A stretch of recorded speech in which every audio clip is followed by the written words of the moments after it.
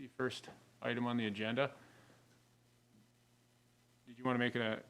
Yeah, if I may, Mr. Chair, we are going to remove item number 1 from the agenda, which is a request to use Sourcewell and Gordian procurement process for the street garage addition. So that item can just be struck from the agenda and renumbered accordingly. Okay. Removing number 1 from the agenda, moving on to number 2. Considering starting the bidding process for Northwest 4th Street reconstruction. And I'll let you take that, Paul. Yes, thank you, Mr. Chair. So we've been through about a 2-year process here, or actually more than that, when you consider where this project started.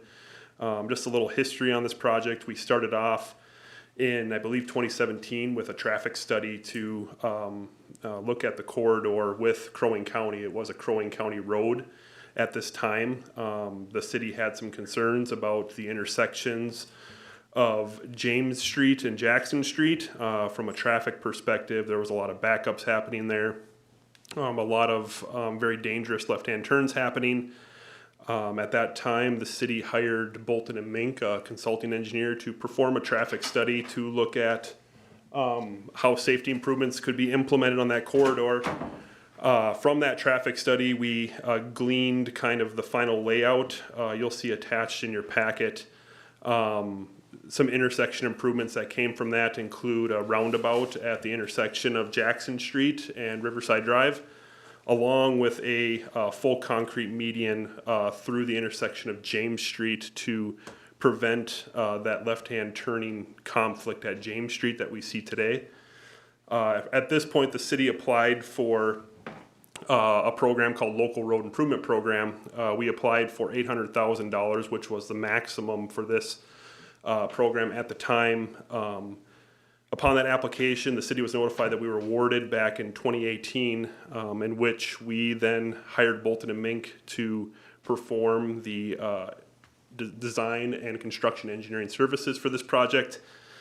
From that time to now, we've had a couple of public open houses. We have pushed the project back a year from 2020 construction to 2021 due to some right-of-way acquisition items that we were taking care of. At this time, we are looking to authorize the advertisement for bid, which you can also be seen attached. This basically just gives staff the ability to put the project out for bid to qualified contractors. From there, we would open bids at February 17th at 10 a.m. The engineer's estimate can be seen attached to the agenda. We're looking at a little over, let me zoom in here.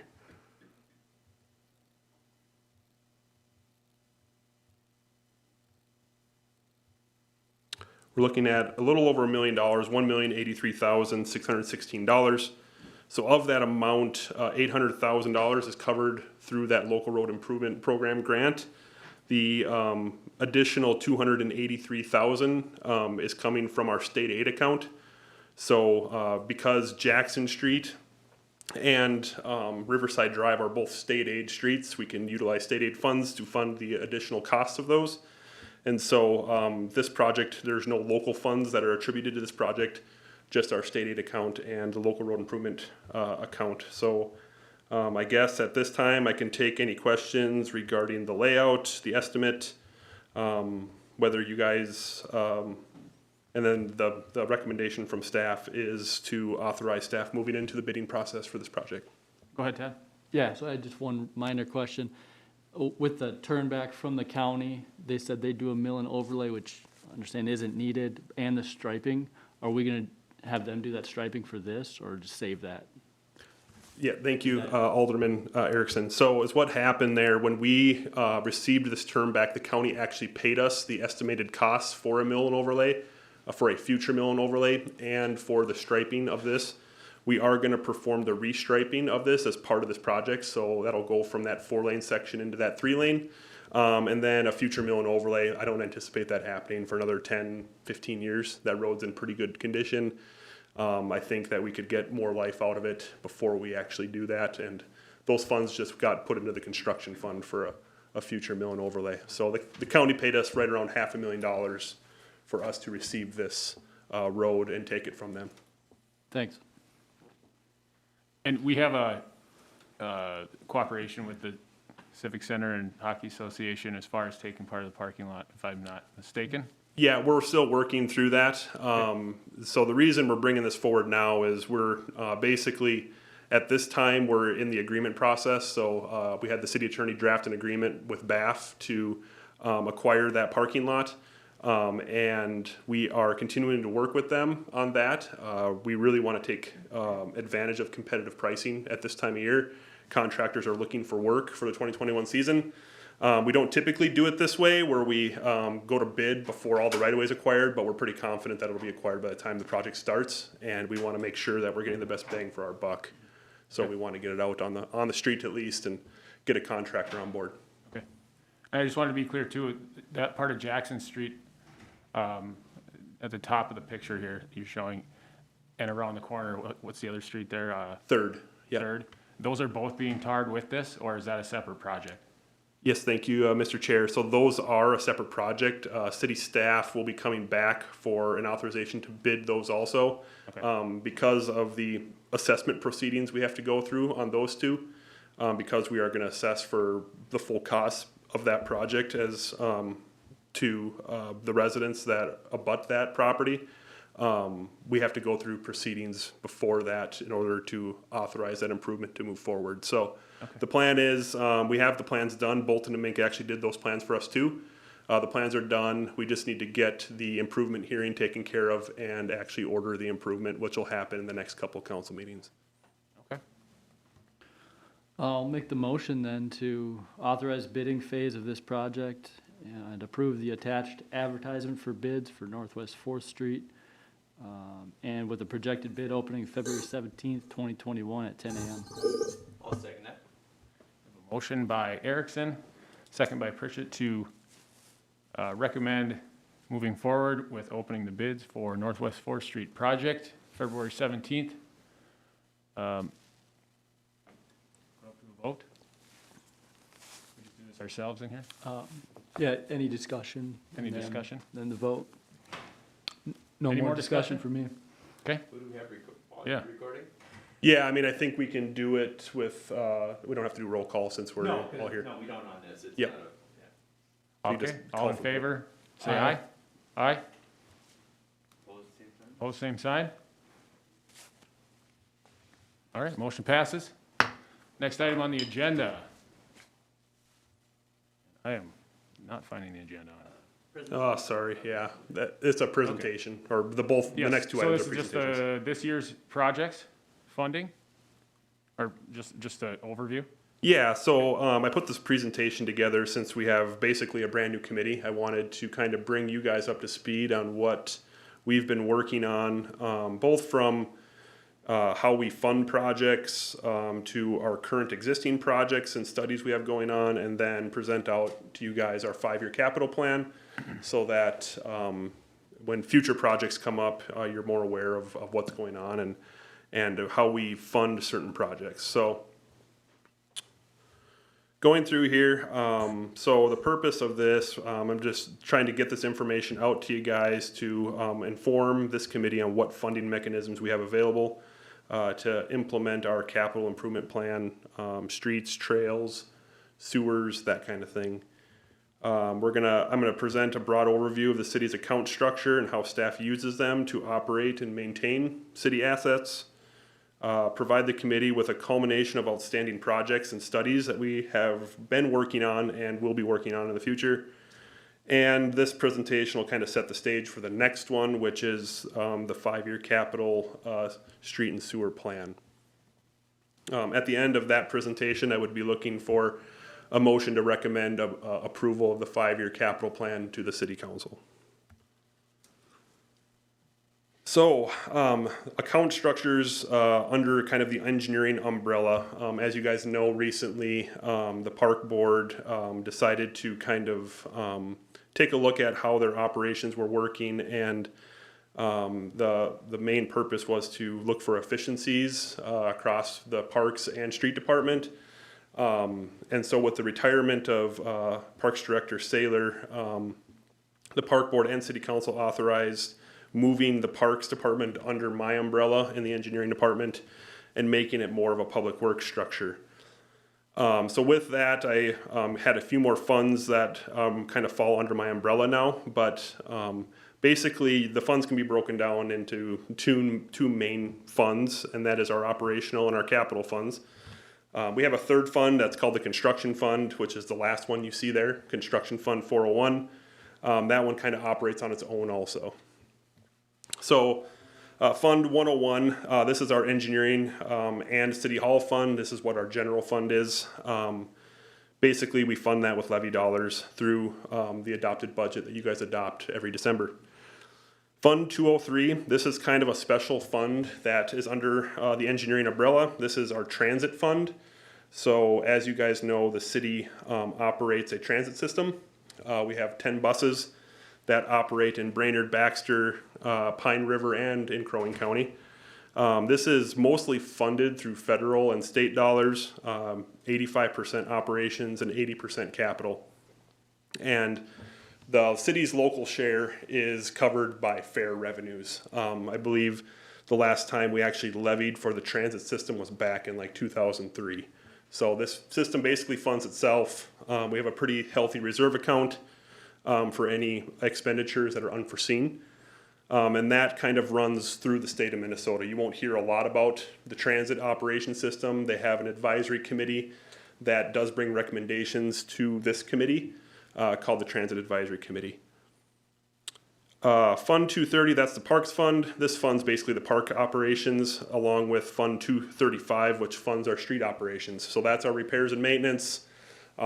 We have funds under Fund 235, snow removal, traffic control, and other sub-funds under that certain repairs and maintenance allocations are attributed to through the budget process. Fund 237 and 238 are what we call our enterprise funds. These are funded through user fees that BPU collects. So our sanitary sewer fund and our storm sewer fund, there's a line item on every bill that funds these two accounts. The sanitary sewer fund funds the operations and capital in the sanitary sewer, and it's funded through the user rates, and there are certain types of debt we can take out for that fund. And then Fund 238 is the same. It funds our storm sewer. It is funded through the same thing, charged users for stormwater or access to our system. And that can also, there's certain types of debt we can take out for that. Fund 400 is considered our capital improvement fund. This is the one you guys see on an annual basis. It's the one we have our 30 years projected out on what our capital equipment and facility needs are. So that kind of gets adopted during the budgeting process, and that's funded through levy dollars. And sometimes equipment certificates and bonds of indebtedness are taken out to fund some of those larger purchases. And then Fund 401, that is called our Permanent Improvement Fund. I like to refer to it as the Construction Fund. It funds our streets. So curb and gutter, asphalt, gravel, alleys, all that goes into a street. That's what that fund kind of takes care of. I forgot to say, if you guys have any questions while I'm presenting, just feel free to interrupt me. This kind of goes through each fund in detail. So engineering fund funds wages, professional development, fees and dues, computer technical support, the stuff that Sean supports us with, our AutoCAD licensing, our stuff to basically fund the operation of the engineering department. We have 4 full-time staff. That's me, the city engineer, the assistant city engineer, and 2 engineering technicians. We do most of our design stuff in-house, street design, sewer design, that kind of stuff. If the project gets too big to where we can't handle it with our 4 personnel, we typically do consult that out to any of the consulting firms in the Brainerd Baxter area. So if any of our expenses, so for example, if my engineering technicians are working on a construction project, their wages and their payroll expenditures actually come from the construction fund. So anytime we're working on a construction project, either in the field, design work, or any of that, we actually charge the construction fund. because part of those costs are assessed to adjacent property owners at the end of the project. The City Hall Fund operates the same as the engineering fund, just operates this building, its utilities, its repairs and maintenance, it's all of that kind of stuff. Any capital expenditures, such as the remodel we just went through, comes out of Capital Fund 400. So yeah, both funds are basically considered funding the general operations without any capital involved.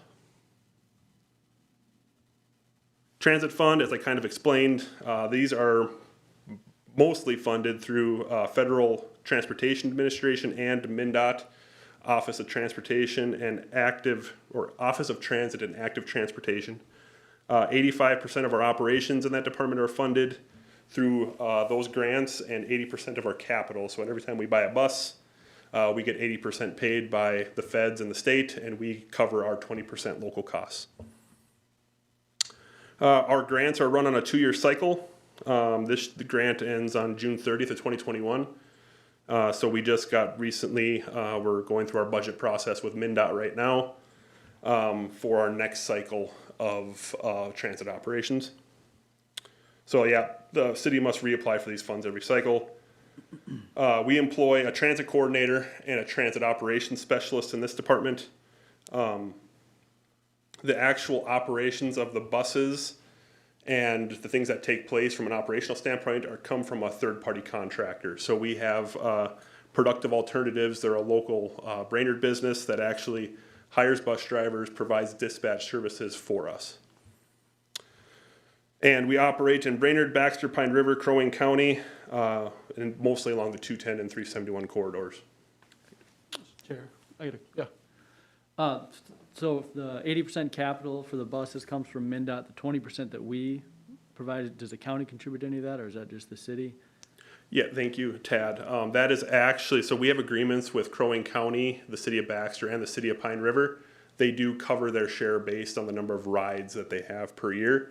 If they have a shortfall from not having enough rides that year, we actually do bill them at the end of each cycle, depending on their shortfall. Or we sometimes have to refund them some money based on the ridership that they had. Okay, and then just to follow up on that, isn't there a 5-year plan that the capital, like, isn't there a transit 5-year plan? Does Andy do that, or do you get involved with that? Or? So that was actually a process that MnDOT went through a while back. They hired a consultant. They did 5-year capital plans and operational plans for all the transit systems in the state of Minnesota. So that was a one-time deal. We can certainly keep that updated. There was a lot of analytics and things that go into those based on how we should expand our service area and different operations of the system and where we should expand logistically to keep the system running and to make sure the needs of the riders are met. And so there's a lot of things that we wouldn't be able to do in-house to update that. Yeah, if it's MnDOT led, enough said. Right. Sorry, and I know we're trying to move along, so I'll shut up. Yep. So Fund 230, Parks and Rec Fund, like I was saying before, this just funds our operations. The Parks Department employs now me, the city engineer, partially. The Recreation Coordinator, that's Katie Kaufman, and our Administrative Specialist, Kim Finch, along with 6 full-time Parks Maintenance employees, consisting of 1 foreman and 5 general maintenance employees. Per city charter, I have to report to the Park Board, which has control and supervision of all the parks. Parkways, boulevards, basically anything park related in the city. They also have the authority to conduct activities and pay for the necessary supervision. So they're basically they're kind of operate like the BPU Commission. They have a lot of authority from the Park Board side. The City Council really just adopts their budget at the end of every year once they present that. Like I said before, the Interim Public Works Department was created in order to create a more cohesive working relationship between the Street Department and Parks Department, along with, we're working on a Street Department addition, which will combine the Parks Department with the Street Department, in which I think you 3 are going to come down for a tour here tomorrow. So we're currently in conversations with community education and the YMCA to outsource many of the programs for year 2021, and so that'll be a part of that change. Street Fund 235, this funds our streets, operations of our streets. Once again, repairs to equipment, payroll, professional services, street repairs that aren't capital in nature and covered by the construction fund, utilities for the street department garage. We have 8 full-time employees down there. We have 1 foreman, 4 maintenance 3 employees, which are considered our heavy equipment operators and our mechanic, and 3 maintenance 1 employees. We typically have 1 maintenance 2 employee. We decided that when we were backfilling our 3 maintenance 1s that we would wait 6 months to see who's kind of taking to the top and look at a promotion to a maintenance 2 at that time. Sanitary Fund 237 and Storm Sewer Fund 238. These are enterprise funds that are funded through user fees.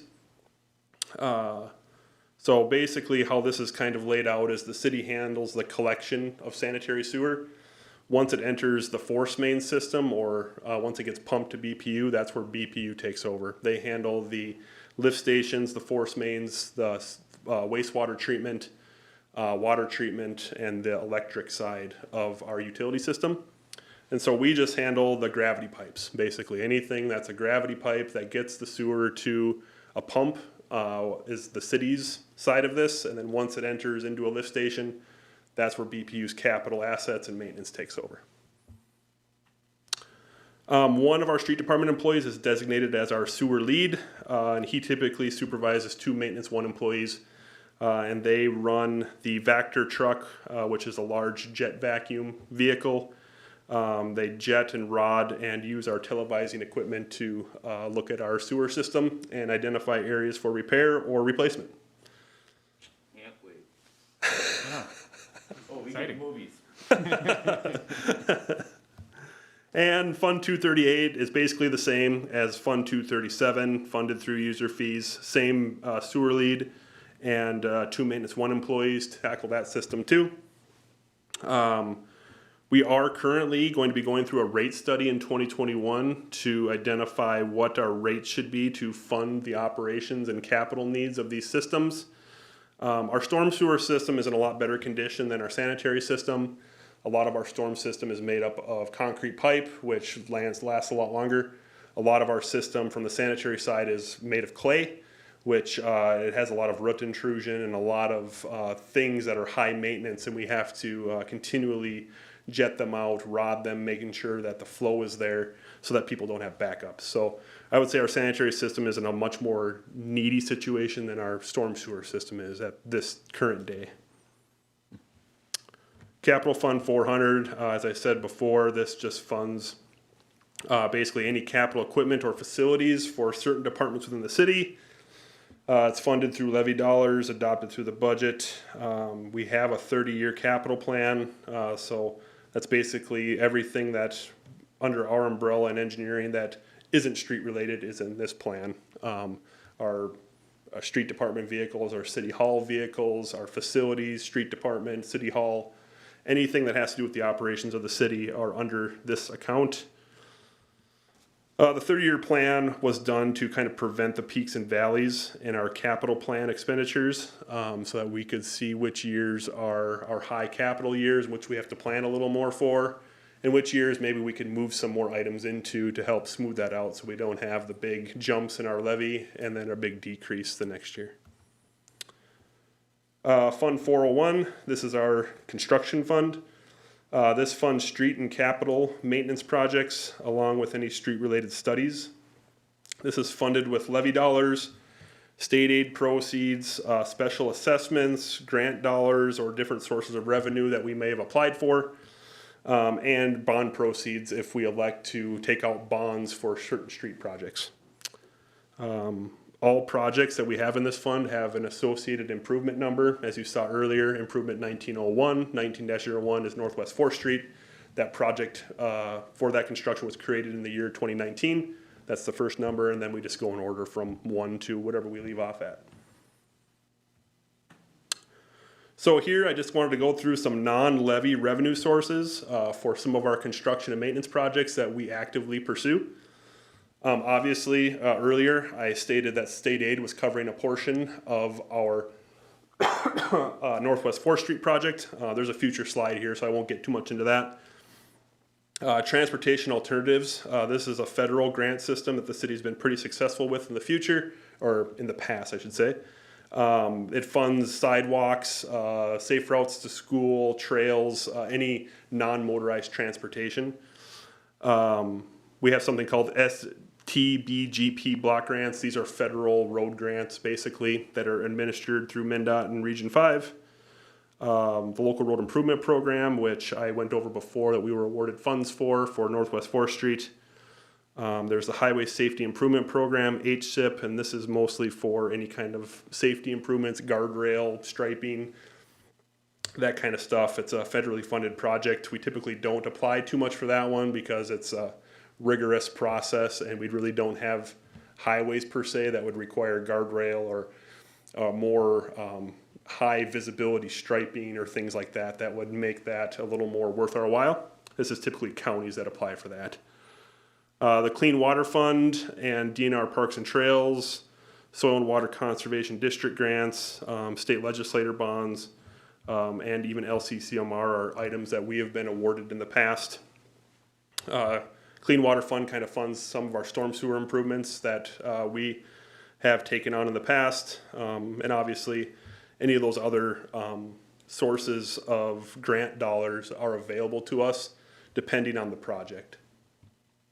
Also, do we apply for these typically like a year ahead of time? So at this time of year, we're applying for 2022 projects, or how does it work for you guys usually? I don't want to go into too much. Yeah, thank you, Mr. Chair. So every program kind of has its own application process and year that funding is applied. For example, the transportation alternatives, we're applying for funds 5 years in advance. Oh, wow. So we do have the opportunity to fund the projects ourselves and then be reimbursed 5 years later, if that's what we decide. It's called advancing a project. And so we can always build projects prior to the actual grant dollars being available. It's just the city has to cover the costs until the time we get reimbursed. Got it. So state aid revenues, they're a special pot of money that are set aside from the Highway User Tax Distribution Fund. When you pay a gas tax, a portion of it goes to MnDOT and a portion of it goes to local agencies, counties, cities, over 5,000 people. The Municipal Screening Board, which consists of city representatives from each MnDOT district, elect how to basically prorate these funds out to all the cities over 5,000. So there's a formula that we have that's based on population, 50%, and 50% of it's based on a needs calculation based on traffic counts.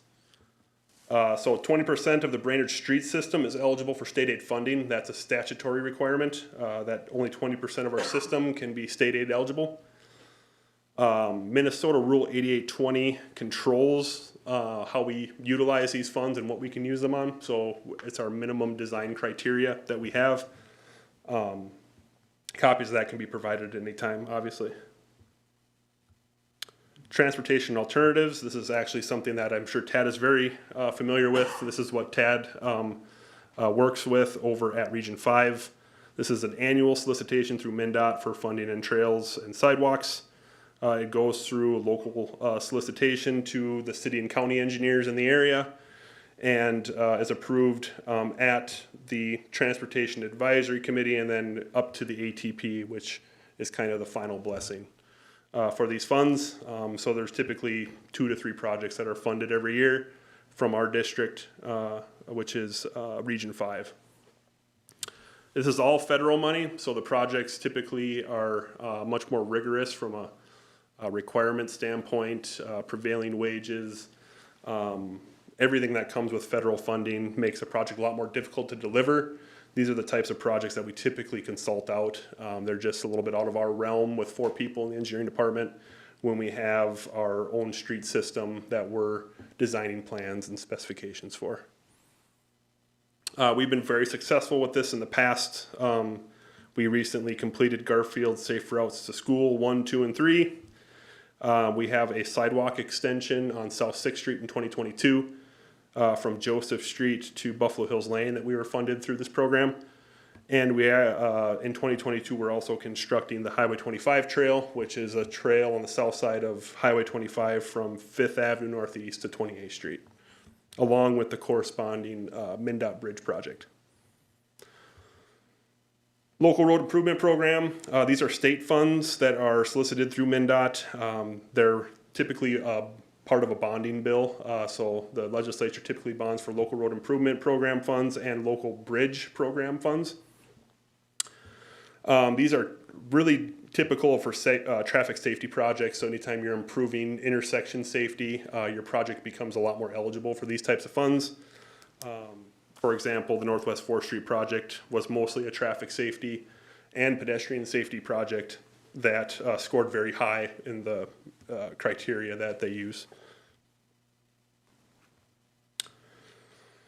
So right now, the big studies we have going on are all related to our storm sewer or stormwater system. We just completed what we call a stormwater retrofit analysis. This looks at our existing storm sewer and green infrastructure, our storm ponds, our rain gardens, anything that's storm sewer related, and looks for areas where we can implement green infrastructure to either infiltrate stormwater, provide treatment before entering the Mississippi River or Little Buffalo Creek. So it's basically looking to where we can squeeze in little improvements here and there to help the overall water quality going to the Mississippi. This was a consultant project. We were funded through the Mississippi Headwaters Board. The city provided, I believe, $20,000 to this study, and the Soil and Water Conservation District provided funds for this. It's a mutually beneficial project that the city will use well into the future for looking for ideas or areas that we can improve our stormwater system. We're currently in the process of what we call an H&H model. This again looks at our storm sewer trunk line system. So our large conveyances, our large pipes, it looks at areas where we might be undersized for storm events in the future. So they take and they put all of our storm sewer into a model, which is called P8 or SWIM model. And this actually models a 2-year event, a 10-year event, and a 100-year event, and looks for areas of flooding and provides kind of a heat map overview of where these flooded areas occur due to our storm system being undersized. This will help us to educate us on future storm sewer improvements by looking for areas where we need to upsize while we're doing a street project. So we're tearing up the street. We notice that there's some localized flooding here during a 100-year event. It might make sense to upsize a pipe at that time. And then this year, the MPCA just released their new Ms4 permit. So Ms4 stands for Municipal Separate Storm Sewer System, and it's a permit that we get on a 5-year cycle, and it basically allows us to operate our storm sewer and to discharge stormwater into the Mississippi River. There's a lot of permit requirements that come along with one of these. And there's a lot more that they put into this permit this year, and thus we actually hired the same consultant that we used for the first 2 studies here. They already have all of our data, so we hired them to go through our full Ms4 program and look for areas where we can improve our program, both from a public outreach standpoint, making sure we're in compliance with the permit itself, our Ms4 permit, through the MPCA, and getting us on track to meet all of our goals for the 5-year permit cycle. So we have goals we have to set, and we have to meet certain standards that are going to be coming down the line here 5 years from now. So current street projects that we have ongoing, obviously our 2021 construction season is coming up on us fast. That includes our resurfacing in South Brainerd or Southeast Brainerd. That's portions of Rosewood, Quince, Pine, Walnut, 15th, 16th, Portland, St. Louis, and Chicago. So it's about a 20-block resurfacing, reconstruction project down in that area. We haven't been down there for many years. We try to alternate different areas of town to make sure that we're being cognizant of improvements in a certain area to try to balance where we're making our capital investments. Northwest 4th Street, we kind of already went over that one. The Northwest 3rd Street in Jackson also being a part of that. The Cuyuna Lake State Trail, that's currently slated for 2022 construction. We're working with SEH on design, some soil borings, and some easement acquisitions for that. We're utilizing an alignment that goes from 28th Street over to Norwood Street through the large wetland complex over in southeast Brainerd, and trying to utilize the portions of the MP Center property to get that trail in. Paul, do you know if is that a boardwalk or is that actually gonna be poured? Is it going to be paved? Or- It'll be a paved trail, yeah. It'll be a DNR, hopefully a DNR trail in the future. We've done, we're getting a consultant on board to do some borings out there to see what we need for fill. The boardwalk is out of our price range. We have $1.1 million from the DNR to spend. Just a filled section is looking like it'll probably come over that amount anyways. And so a boardwalk can be anticipated to be about 5 to 6 times that amount. Oh, wow. So it's not really something that we Right. considered. We looked at it really quickly and we're like, no, I was just don't think curious how so. you're gonna get across that swamp, cause, Yeah, it'll be an It'll be interesting project. I Yeah. think we have some ideas. So sure, good. South 6th Street reconstruction, that's for year 2022. That goes from Joseph Street down to Greenwood Street. That'll be a full reconstruct like we saw in 2018. Really, the section there is not changing. It'll be a 3-lane again. We have the sidewalk extension going in on the east side of the roadway. And we'll be paving the portion of Greenwood Street that remains unpaved today. That's the gravel portion from Woodland Hills to South 6th Street as part of that. In 2022, we're planning on coordinating with MnDOT for their bridge replacement along with our Highway 25 trail.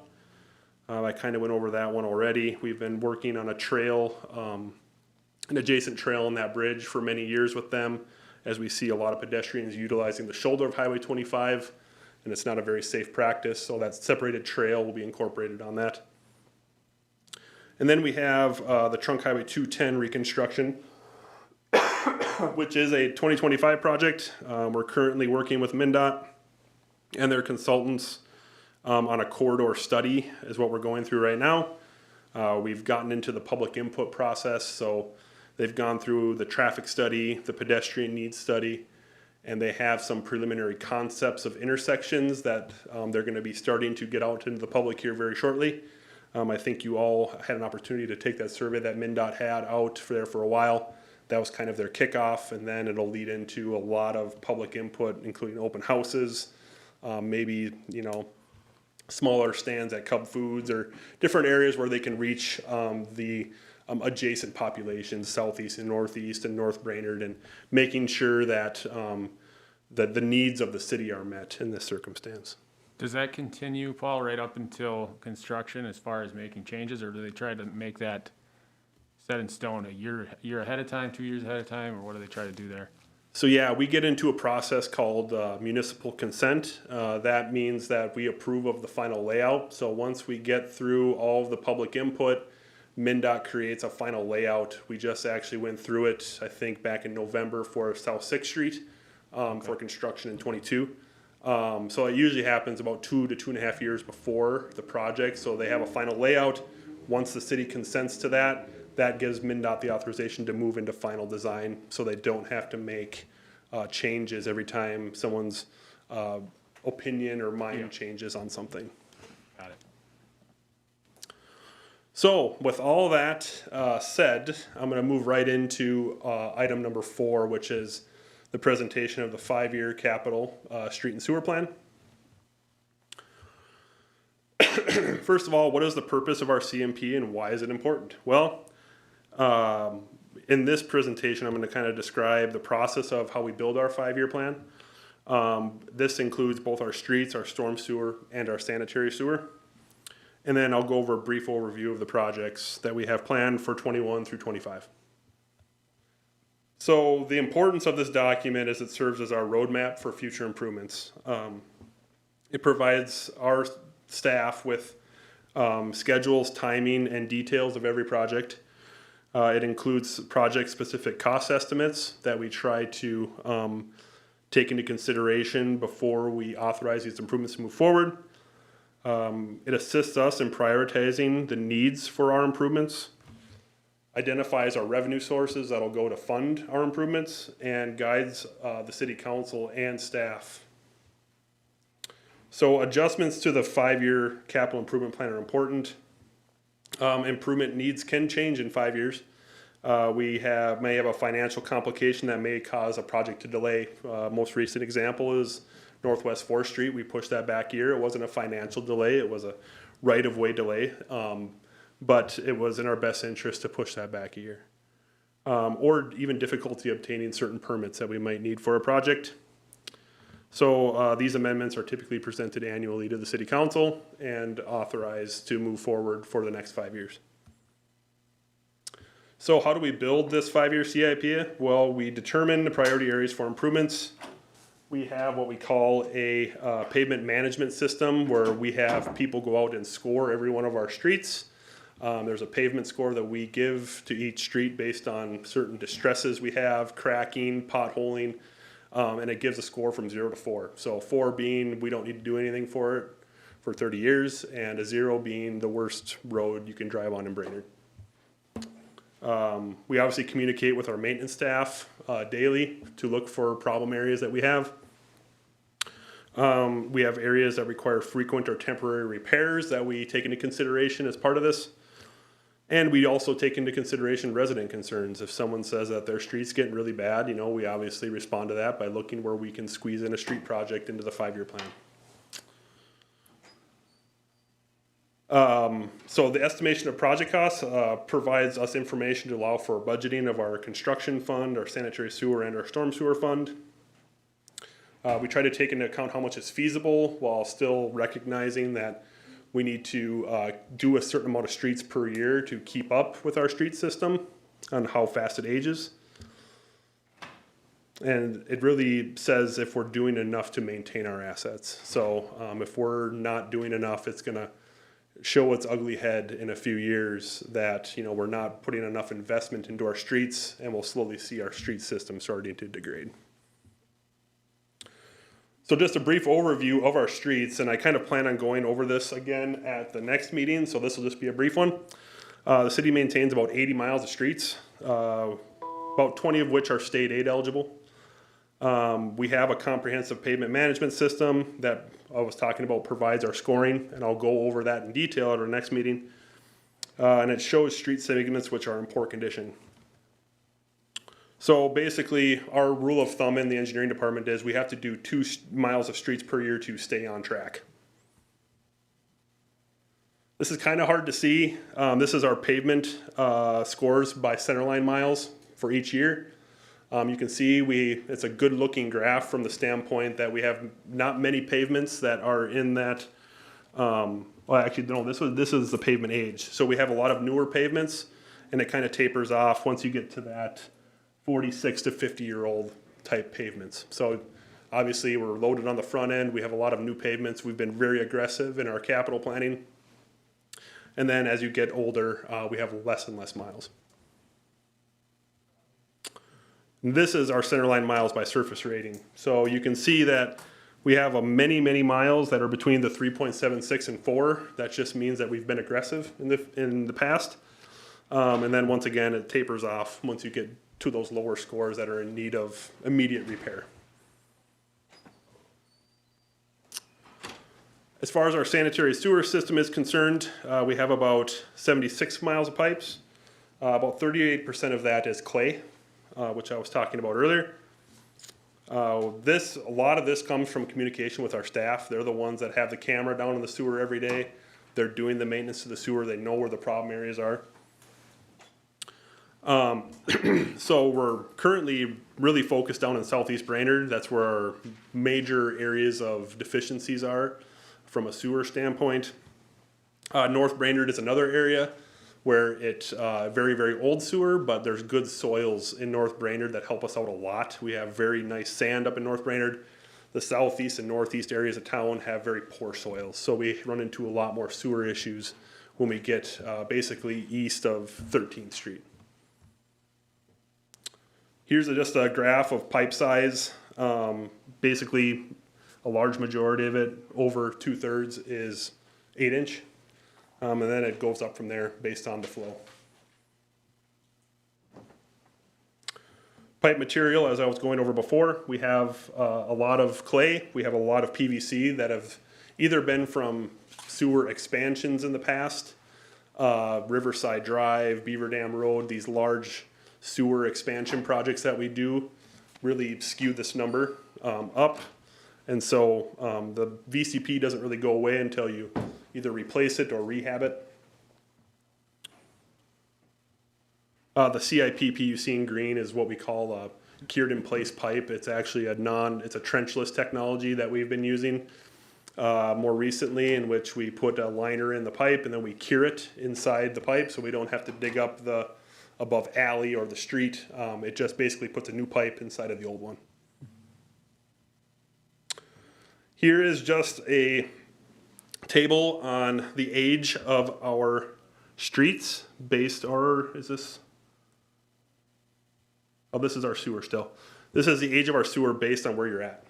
So average age in the North Annex, which is up in north of the, up by Riverside Drive, is 28 years old. Northwest, 69, Southwest, 55. I don't know if this actually came in right. I think my numbers got thrown off here. I wouldn't pay attention to this too much because it doesn't look right. Most of it's old. Yes, most of it is over that 50-year-old age. This graph just kind of shows when we built our sewer and when we replaced it. So you can see we went away from building sewers, which are the blue lines, and we've gone to more of a replacement here in the last few years. So other things we consider when building the 5-year CIP, we group projects together based on vicinity to each other. So as you saw the last couple of years, we were working up in Northeast Brainerd. This year, we're down in Southeast. I think 22 has some North Brainerd projects. And then we have 2 years, I think, in South Brainerd. So here's where I just get into the general maps and costs for each year.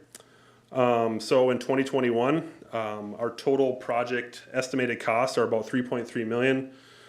This includes the Northwest 4th Street project, the Southeast Brainerd project, the Jackson Street, and the Northwest 3rd Street project, and some of our annual maintenance project consisting of crack filling, seal coating, just that general maintenance of our newer pavements to keep them lasting longer.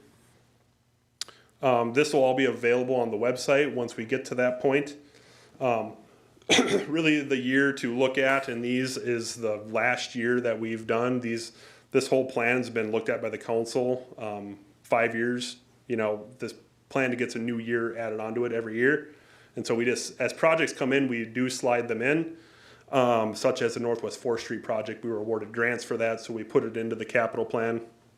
But most of the time, the fifth year, or the 2025 in this circumstance, is really the year that is new to people that have been looking at this for the last 5 years.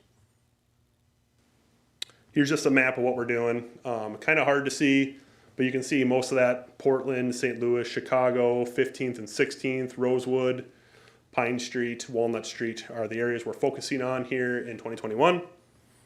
And then, of course, the Northwest 4th Street project over here in the northwest corner over by Riverside Drive. This is pretty typical of our capital plan. It just outlines the costs that come from the construction fund, how much we're going to assess for, or how much we're anticipating to special assess to benefiting properties, how much funds are coming from the sanitary fund, our storm sewer fund. We don't have the BPU water fund filled in because we typically don't know their needs about a year or so in advance, and so we don't have those costs outlined. We do keep it in there just in case we run into a project that we know multiple years in advance how much that is going to cost BPU. That's not a city fund that we take care of. It's we design the water main for them, and then we incorporate it into our plans as we're taking the street up. If they need water main replacement or repairs, we do that for them. Moving on to 2022, total estimated cost of $4.18 million, about $1,437,000. This is in grants, $481,000 in state aid, $400,000 from our sanitary sewer account, $255,000 from our storm sewer, and $284,000 assessed. It's about 3.6 miles of street resurfacing or reconstruction. This is a North Brainerd focus, so we have on the slate, Beach Street, which is our state aid road that we're doing that year. We have a South 6th Street project, which I identified earlier, from Joseph down to Greenwood Street. We have the Cayuga Lake State Trail this year. Our Greenwood Street construction, and then I think the streets up in North Brainerd that are getting picked on are 3rd, 7th, Juniper, and North 6th Street. Here's a map of those streets up in North Brainerd. You see Beach Street down in the southeast region. The Cayuga Lake State Trail, that's the alignment that we have looked at and are working on currently. And then we have the Highway 25 improvements, which is the trail you see up there in the northeast portion of Brainerd.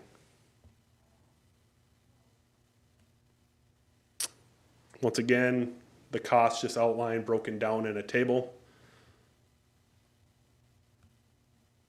2023, we have a total estimated project cost of about $2.03 million. Of that, we're anticipating about $240,000 to be assessed, $68,000 in state aid, $659,000 in sanitary sewer, and $74,000 in storm sewer. This is a South Brainerd focus. The biggest part of this project is the replacement of South 7th Street from Pine Street down to Tamarack. The sewer in this area is very, very, very bad. We have a lot of maintenance issues that occur in this area. So that's why you see the large sewer expenditure in that year. We're planning for a full replacement of that sanitary sewer. And then there's just some street resurfacings down by Bain Park, Paul Street, South 7th, South 8th, and Madison Street. Once again, all the projects broken down by street segment with estimated costs per account that we went over earlier. 2024, we also have a South Brainerd focus. We have approximated about $2.437 million in project costs. Of that amount, we're anticipating about $460,000 to be assessed, about $400,000 in sanitary sewer, and about $106,000 in storm sewer. This is about 2.94 miles of resurfacing or reconstruction in South Brainerd. And then we have our annual maintenance projects once again. Some of the roads we have identified here are mill and overlay of all of Graydon Avenue, and some of the cul-de-sacs that you see down in south of Brainerd, Carroll Lane, others like that. We have, I think that's Tyrol Drive. No, that's not Tyrol. That is Hawkins up there in the northwest portion of the page. Once again, consistent with the plan. You'll see this online too. This is just the costs broken down per street segment, and for our sanitary sewer fund, our construction fund, all the attributable funds that we pay for projects with. Finally, 2025, the big one that we don't know about yet is 210. We don't really know our costs yet. MnDOT is still, we're working with MnDOT to identify that. That's why you'll see zeros in that column. We've kept this year pretty light because we anticipate that project being very, very large for both our staff and MnDOT. And so really we're just picking on a few industrial park roads down in southeast Brainerd. Consists of Wright Street, Southeast 10th, and actually Madison we're going to be doing here in 2021. So yeah, we've kept this year pretty light just for the fact of 210. You can see here, disregard Madison Street on this map. That's going in 2021. But you can see the 210 project corridor, but then Wright Street and Southeast 10th. And once again, consistent with the plan, all the costs broken down per street segment. Here's the overall map. As you can see, we try to group projects together. As I stated previously, it helps in bid costs. It helps the contractor that's working on the streets. It keeps people aware that the city is equally distributing its investment to its residents. So obviously, we haven't done Northeast. We've done Northeast last 2 years, so we kind of stayed away from Northeast for a while. We're gonna be heading down kind of in a counterclockwise fashion, hitting some of these south, southeast, and North Brainerd streets. And then at the end of the report, there's a total, a summary, basically, that identifies the total project costs over the 5-year period and how many miles we're doing. As you can see, over a 5-year period, we have about 10.69 miles identified, which is consistent with our 2 miles a year approach. And this just totals up all the numbers, so right around a $13 million estimated investment over the next 5 years. So I guess if there's any questions right now, we can answer them, but otherwise we'd be looking for a motion to approve this as presented tonight and develop these projects as they come forward in the future, so. Great. You guys have any questions, comments, concerns? Okay. Motion when you're ready. Okay, we have a motion from Pritchett. Move to approve the 5-year capital plan as presented. Second. We have a motion and a second. Any discussion? Any discussion? Hearing none. We'll take a vote. All in favor, say aye. Aye. Aye. And opposed, same sign. Motion passes.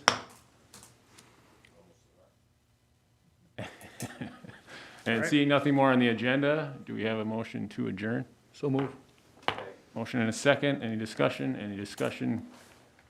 All in favor, say aye. Aye. Aye. Opposed, same sign. Move to adjourn.